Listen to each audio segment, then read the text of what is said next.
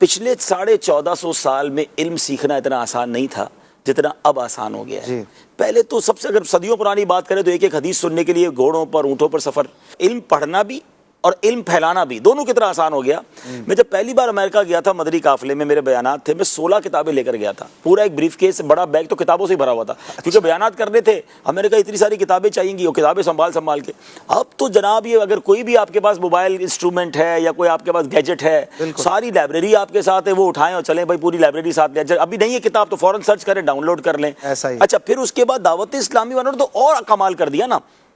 ایک تو جگہ جگہ گلی گلی مدرسے، اسلامی بہنوں کے الگ، اسلامی بھائیوں کے الگ، پھر جناب آن لائن مدرسہ بنا دیا، چلے بھائی گھر بیٹھے بیٹھے پڑھنا ہے، اپنی مرضی کے ٹائم کے مطابق پڑھ لیں۔ پھر آگے جائیں تو ویب سائٹ بنا دی، دنیا کی 40-45 زبانوں میں ٹرانسلیشن کر دیا کتابوں کا، اور وہ ساری کتابیں فری۔ بھائی دنیا کی بہت ساری ویب سائٹس ہیں جہاں ہزاروں روپے کی کتابیں سینکڑوں روپے میں ڈاؤن لوڈ کرنی پڑتی ہیں، فری نہیں ہوتی۔ دعوت اسلامی والے لاکھوں کروڑوں کی کتابیں ڈال چکے ہیں اس کے اندر، اور ساری فری ہیں، ساری ڈاؤن لوڈ کر لیں۔ اچھا پھر اپلیکیشنز بنا دی قرآن، اور پھر آڈیو بکس، یہ اتنی بڑی، مطلب یہ شاید ہم میں سے کسی کو اس کا اندازہ نہیں ہے، جو نابینا لوگ ہیں نا ہمیں ملتے ہیں، وہ بتاتے ہیں کہ یہ آڈیو کتابیں، آڈیو تفسیر ہمارے لیے کتنی بڑی نعمت ہے، ہم کہاں سے کتابیں پڑھتے ہیں۔ اچھا جو ٹریول کرتے ہیں لمبا ان کے لیے اس کے علاوہ بھی دیکھیں پاکستان میں تو اب بھی کئی لوگ اردو پڑھ لیتے ہیں، ہمارا ہندوستان اور یہ جو بنگلہ دیش کے لوگ ہیں نا یہ اردو نہیں پڑھ سکتے لیکن اردو سمجھ لیتے ہیں، تو ان کے لیے آڈیو بک بہت بڑی نعمت ہے، یہ سن کے پورا سمجھ لیتے ہیں، تو یہ فائدہ۔ اچھا کئی لوگ، جیسے آپ نے ٹریولنگ کی بات کی، میں ایک بار غالباً آسٹریلیا گیا تھا، مجھے ایک صاحب ملے، وہ کہتے ہیں میں رات کو ساری رات جو ہے میں ایک جگہ بیٹھا رہتا ہوں، چوکیدار ہوں، میرا کوئی کام نہیں ہے، کسی بھی دفتر کے باہر میری ڈیوٹی ہے، میں باہر ساری رات صرف بیٹھنا ہوتا ہے، تو اب میں ہیڈ فون لگا کے بہت ساری چیزیں سن لیتا ہوں، سیکھ لیتا ہوں۔ تو اس طرح بہت سارے لوگ اس سے استفادہ حاصل کر رہے ہیں،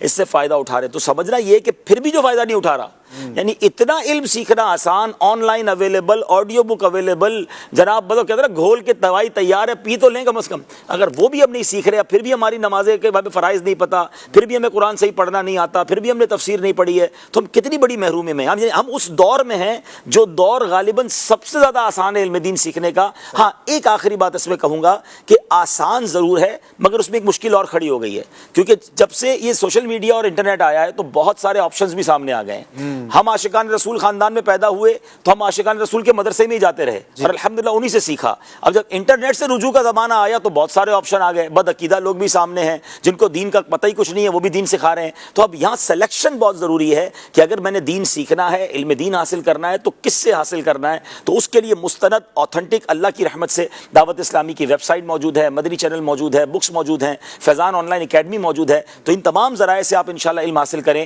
اللہ نے چاہا آتھنٹک اور سرٹیفائڈ علم دین آپ کو حاصل ہو جائے گا۔